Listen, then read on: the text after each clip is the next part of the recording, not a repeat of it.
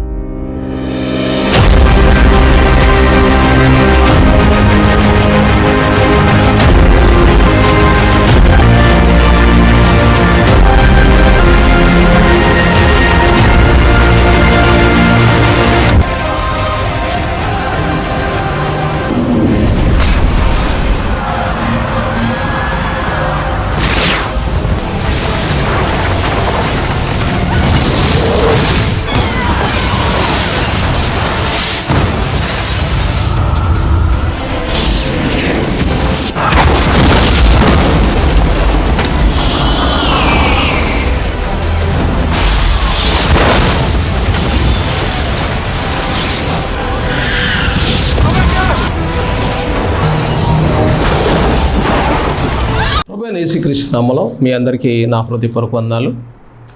Bible బడి కార్యక్రమాన్ని క్రమం తప్పకుండా వీక్షిస్తూ నన్ను ఎంతగానో ఆదరిస్తున్న ఇండియాలో ఆయా ప్రాంతాల్లో గల్ఫ్ దేశాల్లో ఉన్న సహోదరులు Dubai, Kuwait, Bahrain, London, America, Europe, అలాగే బొంబాయి నుంచి, చెన్నై నుంచి, బెంగళూరు, ఢిల్లీ, ఆంధ్రలో ఆయా ప్రదేశాల్లో నుంచి నన్ను ఎంతగానో ప్రోత్సహిస్తూ నాకు సహకారులుగా నిలుస్తున్న సహోదరులకు, దైవజనులకు నా హృదయపూర్వక వందనాలు.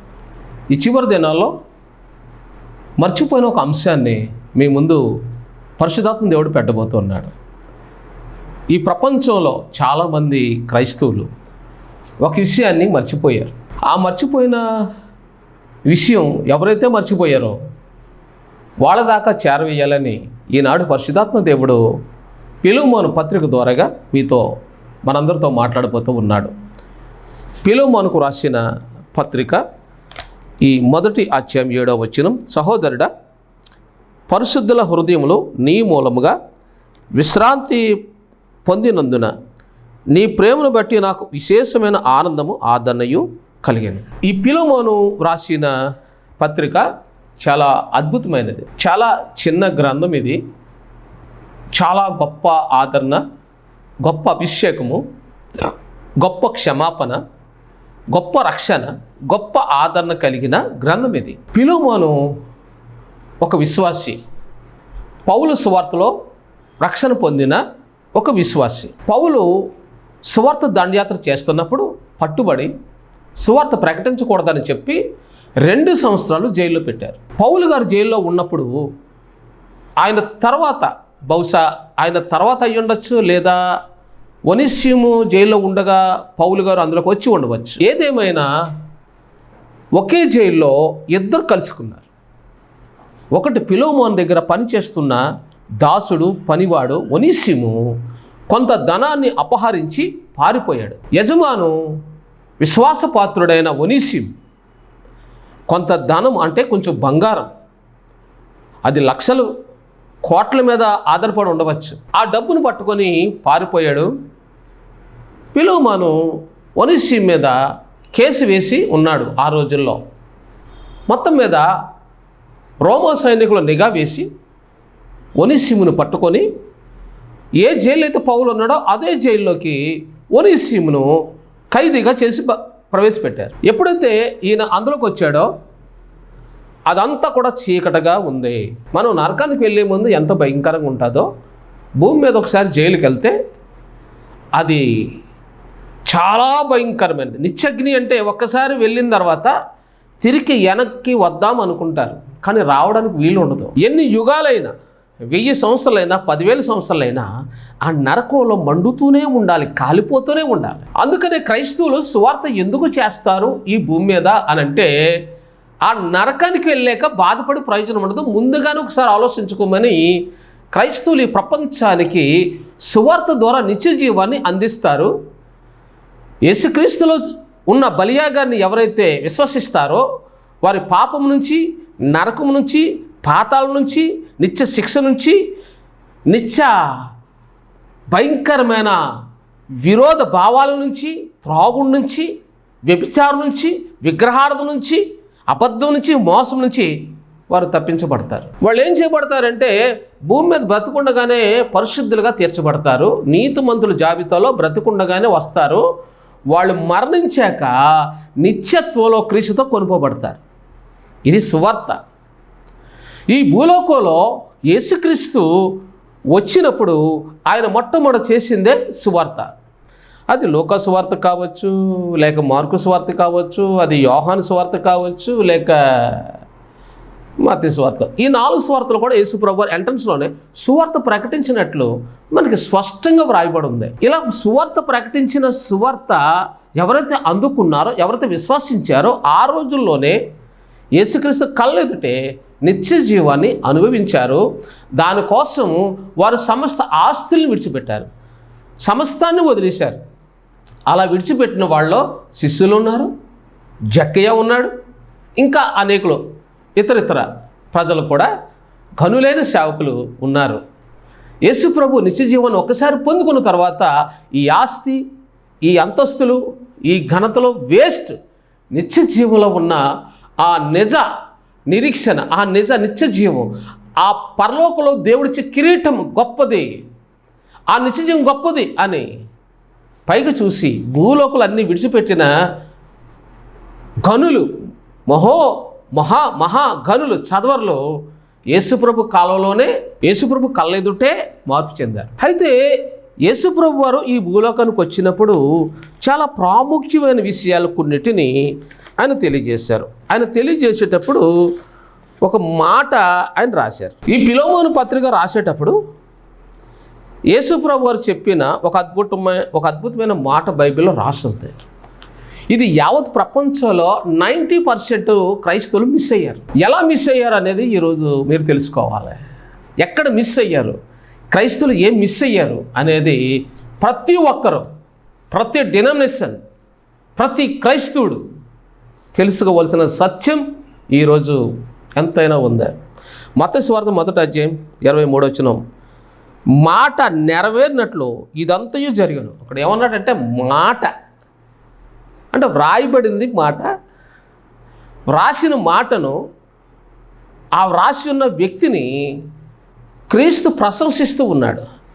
మార్కు సువార్త 1వ అధ్యాయం 3వ వచనం, యెషయా చేత వ్రాయబడినట్టు అనే మాట అక్కడ వ్రాయబడి ఉంది. అంటే యెషయా, ప్రవక్త అయిన యెషయా వ్రాసిన మాట అని యేసు ప్రభు వారు ప్రశంసిస్తున్నారు. లోక సువార్త 7వ అధ్యాయం 27వ వచనం, అతడు నీ ముందర నీ మార్గము సిద్ధపరచును అనే మాట. అతడు అంటే యోహాను గురించి రాయబడిన యెషయా గ్రంథంలో ఉన్న మాటను యేసు ఎత్తిపెట్టి చూపిస్తూ ఉన్నాడు. లూకా సువార్త 4:17, ప్రవక్త అయిన యెషయా గ్రంథం ఆయన చేతికి ఇయ్యబడెను, ప్రభు ఆత్మ నా మీద ఉన్నది, బీదలకు సువార్త ప్రకటించుటకై ఆయన నన్ను అభిషేకించెను. ఇప్పుడు యెషయా గ్రంథం 52:7 ఏముంది? సువార్త ప్రకటించే పాదములు సుందరములు, అవి పర్వతం మీద కనబడుచున్నవని కూడా వ్రాయబడి ఉంది. అంటే వ్రాసిన వారిని యేసుక్రీస్తు ప్రశంసిస్తూ ఉన్నాడు.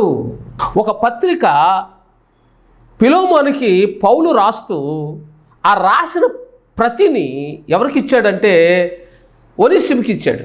ఒకరు రాశారు, ఇంకొక ఆయన తీసుకున్నారు, మరొక వ్యక్తికి అందిస్తున్నారు. అంటే 3 చేతులు మారాయి, 2 చేతులు మారాయి, 3వ చేతికి వెళ్ళింది. ఆ చేతిలోంచి ఈ ఫిలోమోను పత్రిక యావత్ ప్రపంచానికి వెళ్ళింది.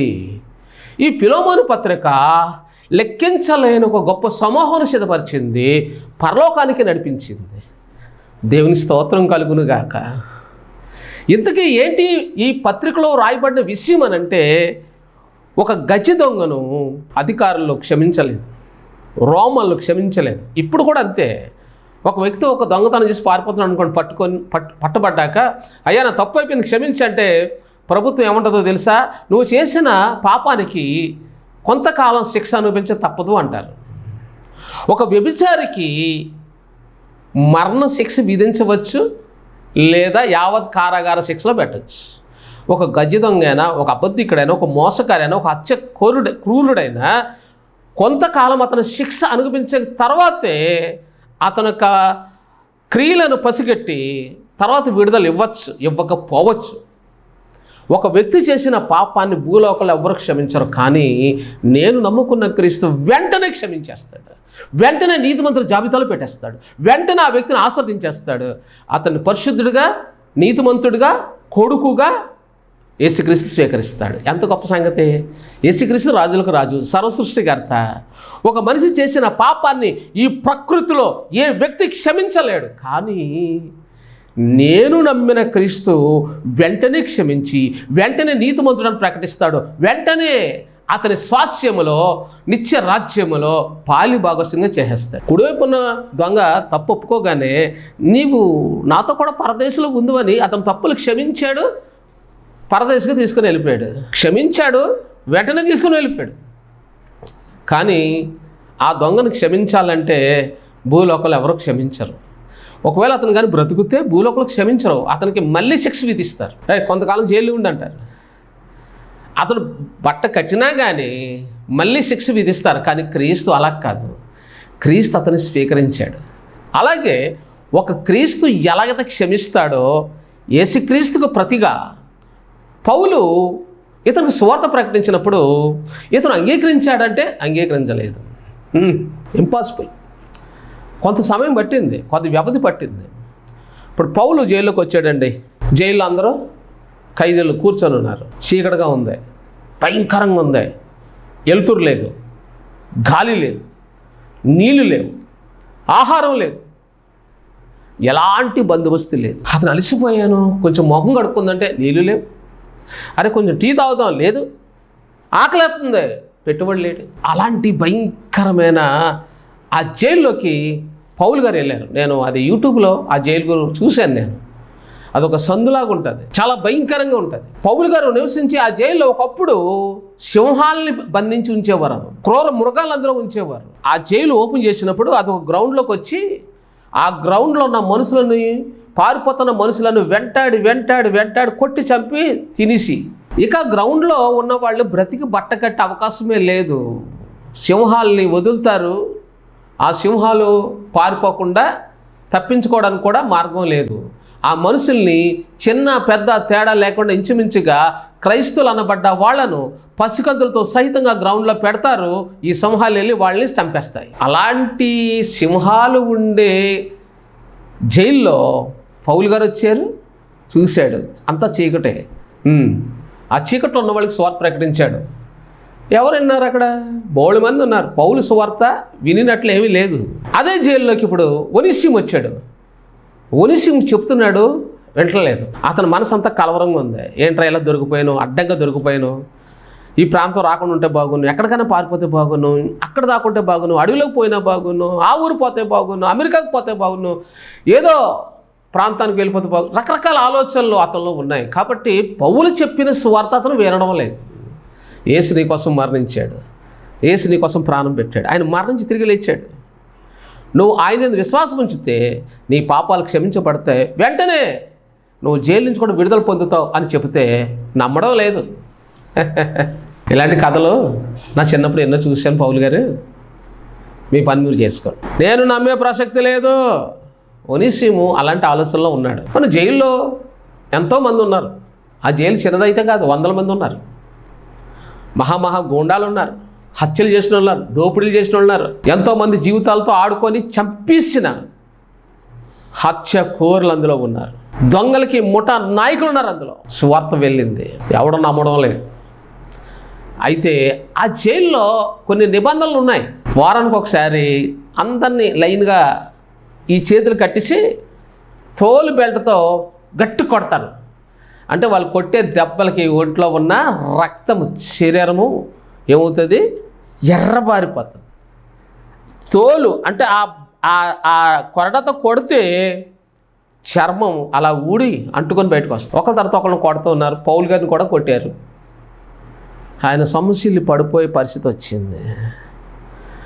అప్పుడు ఆయన, ఎందుకంటే పౌలు గారికి అప్పటికి 60 సంవత్సరాలు, ఆయన వృద్ధాప్యంలో ఉన్నాడు. ఆయన ఇక సేవ చివరి దశకు వచ్చేసాడు పౌలు గారు. ఎలాగని జైల్లో ఉన్న వాళ్ళని క్రీస్తు వైపు నడిపించాలని కంకణం కట్టుకున్నాడు ఆయన. అభిషేకంతో నింపబడ్డాడు, దయతో నింపబడ్డాడు, కరుణతో నింపబడ్డాడు. కానీ అతనిని జైల్లో అయితే పెట్టారు, కానీ సువార్తను మాత్రం బంధించలేకపోయారు. పౌలు బంధించారు, బాగానే ఉంది. పౌల్లో ఉన్న సువార్త ద్వారాన్ని ఎవడో మూయలేకపోయాడు. ఆయన అందులో ఉండి పత్రికలు రాస్తున్నాడు, తిమోతికి పత్రిక రాస్తున్నాడు, కొరింథీ సంఘానికి పత్రిక రాస్తున్నాడు, రోమా, ఇలాగ అన్ని సంఘాలకు పత్రికలు రాసి వాక్యాలు పంపిస్తూనే ఉన్నాడు. ఏమంటే చీకటే, ఎలుతురు లేదు, గాలి లేదు, తిండి లేదు, ఒక అక్షరం రాయాలంటే ఒక గంట పడుతుంది. ఈనాటి క్రైస్తవులకి బుద్ధి లేదండి, బుద్ధి లేదు. ఎందుకో తెలుసా? పెన్ను ఉంది, రాయచ్చు, తన సాక్ష్యాన్ని రాసుకోవచ్చు, క్రీస్తు ఎలా రక్షించాడో తన టెస్ట్ మీద రాసుకోవచ్చు, అతను ఎలా మొదలు పెట్టచ్చు. తండ్రి అయిన దేవుని నుండి, ప్రభు అయిన యేసుక్రీస్తు నుండి కృపయు సమాధానం మీకు కలుగును గాక అని ఈ ఫిలోమోను పత్రికలో ఎలాగైతే స్టార్ట్ చేశాడో అలాగా స్టార్ట్ చేయొచ్చు. యోహాను రాసిన పత్రిక 3వ పత్రిక 1వ అధ్యాయం 2వ వచనం, ప్రియుడా నీవు అన్ని విషయములలో సౌఖ్యముగా ఉండవలనని నీ కొరకు నేను ప్రార్థిస్తున్నాను అని చెప్పి తన సాక్ష్యాన్ని రాసుకోవచ్చు. ఏం పాస్టర్లండి వీళ్ళు, ఏం సేవకులండి, ఏం సువార్థికులండి, బైబిల్లో ఉన్న విషయాన్ని మర్చిపోరండి. చూడండి, ద్వితీయోపదేశకాండం 17వ అధ్యాయం 18వ వచనం, ఒక ప్రతిని తన కొరకు రాసుకొని ఉంచుకొనవలెను. ఎందుకు రాసుకోవాలండి ఆ పత్రిక? ఇక్కడ ఈ ద్వితీయోపదేశకాండం 17-18 ఉన్న మాట పౌలు తీసుకున్నాడు. ఎందుకు? పౌలు ఎవరు అభిమాని? పౌలు గారికి ఏ దైవజనుడు అంటే ఇష్టమో తెలుసా? మోసే అంటే చాలా ఇష్టం అండి. బైబిల్లో చాలామంది దైవజనులు ఉంటారు, ఒక్కొక్కరికి ఒక్కొక్క ఫేవరెట్లు ఉంటారు. నాకైతే అందరూ నచ్చుతారు. నాకు బైబిల్ ఉన్న అందరూ కూడా, అన్ని దైవజనులు నాకు చాలా ఇష్టం. అందరిని ప్రేమిస్తారు, ఎందుకంటే వాళ్ళందరూ పరిశుద్ధులు కదా. యేసయ్య తర్వాత వీళ్ళందరినీ ప్రేమిస్తాను. నాకు బాగా ఇష్టం ఎవరంటే మోసే గారు, పౌలు గారు, ఎందుకంటే వాళ్ళు రైటర్లు కాబట్టి. ఎందుకు మోసే చెప్పిన ఈ గ్రంథపు మాటను ఎందుకు రాయించాడంటే 18 వచనము 19 వచనం మీరు చూస్తే, ద్వితీయోపదేశకాండం 17వ అధ్యాయం 19 వచనం, రాయటం వల్ల దీర్ఘాయుష్మంతులు అవుతారు. నీవు రాసినందువల్ల నీ పిల్లలు, నీ కొడుకులు దీర్ఘాయుష్మంతులు అవుతారని ఉందండి. ఈనాడు సేవకులు తొందరగా చచ్చిపోతున్నారు, ఎందుకంటే రాయరు కదా, అందుకే చచ్చిపోతున్నారు. రాసేవాళ్ళు త్వరగా చావరండి. మీకు తెలుసా విషయం?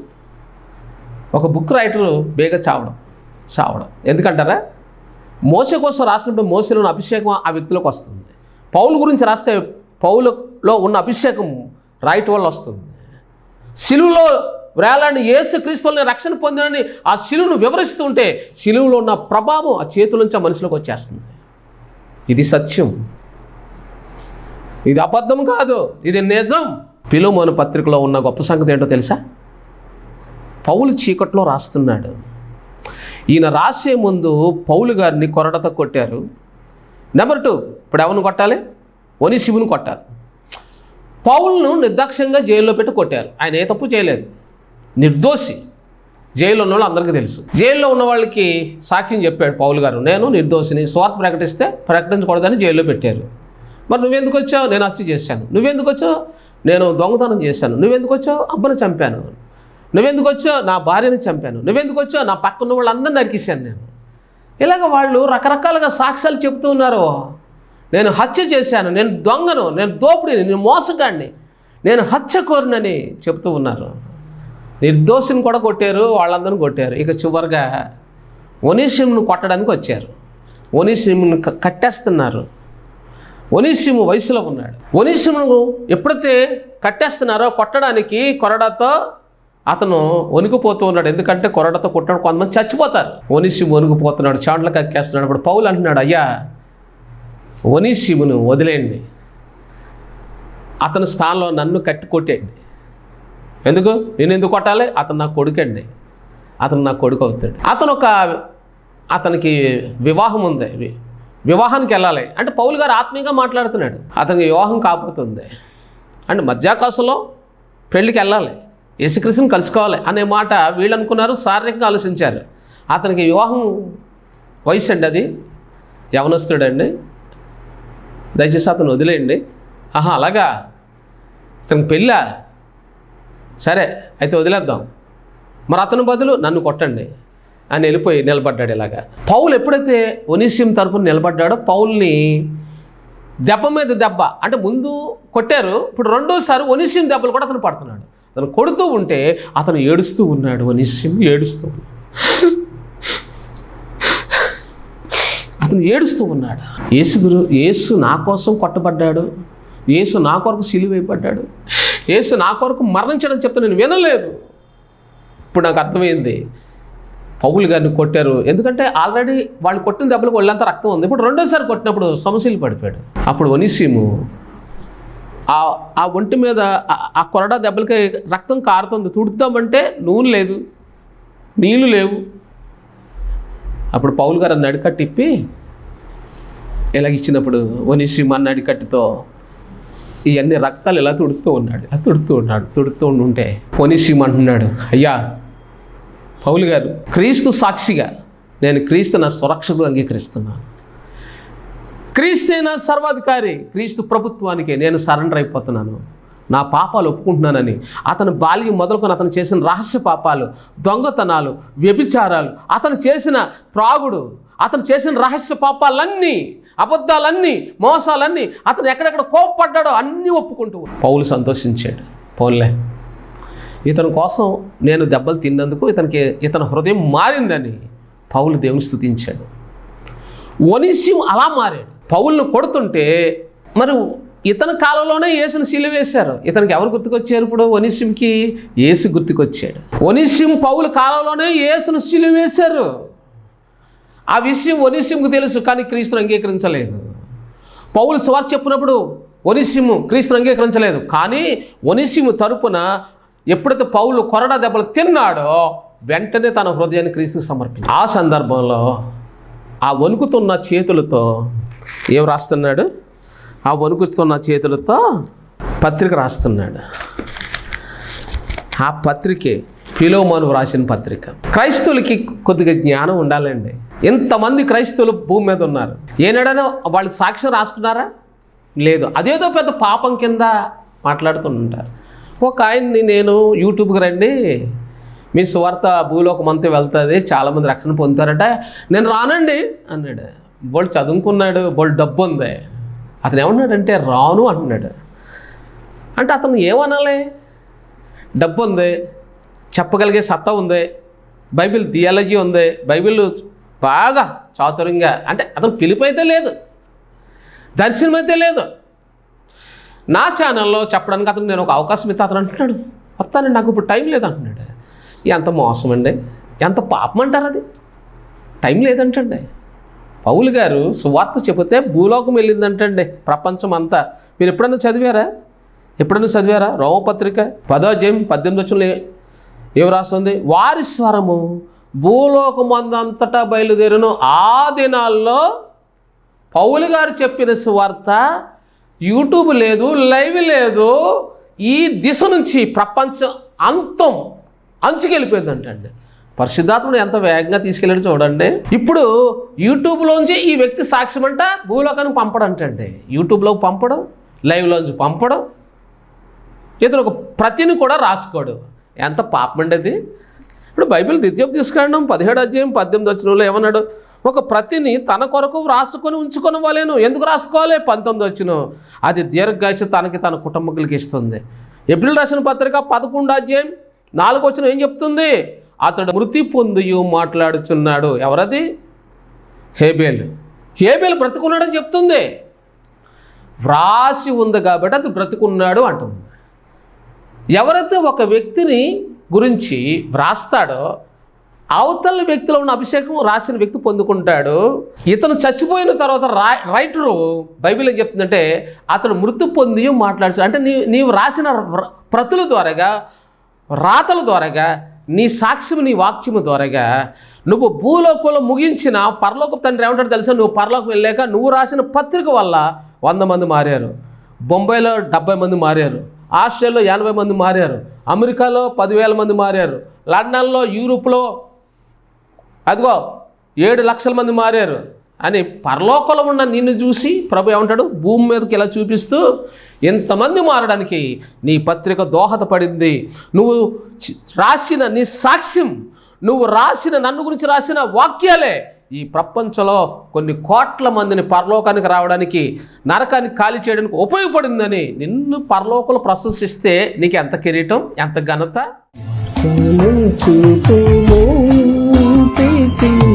నా తండ్రి మాధుర్య ప్రేమ ప్రపంచము చూపించు కంటికి, మార్గము చూపుము ఇంటికి, నా తండ్రి ఇంటికి.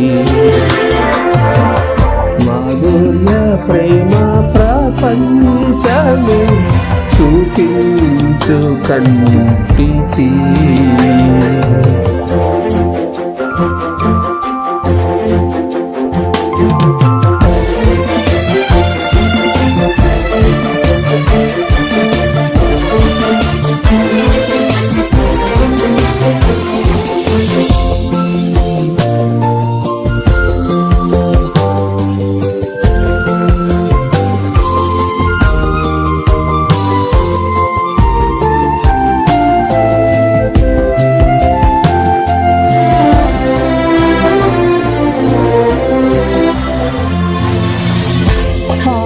మమతల చేత పారిపోయిన నాకు ప్రాప్తించే క్షేమము, పశ్చాత్తాపము నుండి తండ్రి చెమటోరుచి పంపుము క్షేమము. పాప మమతల చేత పారిపోయిన నాకు ప్రాప్తించే క్షేమము, సంతాపమునందు తండ్రి చెమటోరుచి పంపుము క్షేమము. ముఖము చెల్లని నాకు పుట్టించే ధైర్యము, ప్రభు నీదు సిలువ ముఖము చెల్లని నాకు పుట్టించే ధైర్యము. మార్గము చూపుము ఇంటికి, నా తండ్రి ఇంటికి. మాధుర్య ప్రేమ ప్రపంచము చూపించు కంటికి. యేసయ్యలోనే ఉన్నది మనకు రక్షణ, నిరీక్షణ. యేసయ్యలోనే దొరుకును మనకు విడుదల.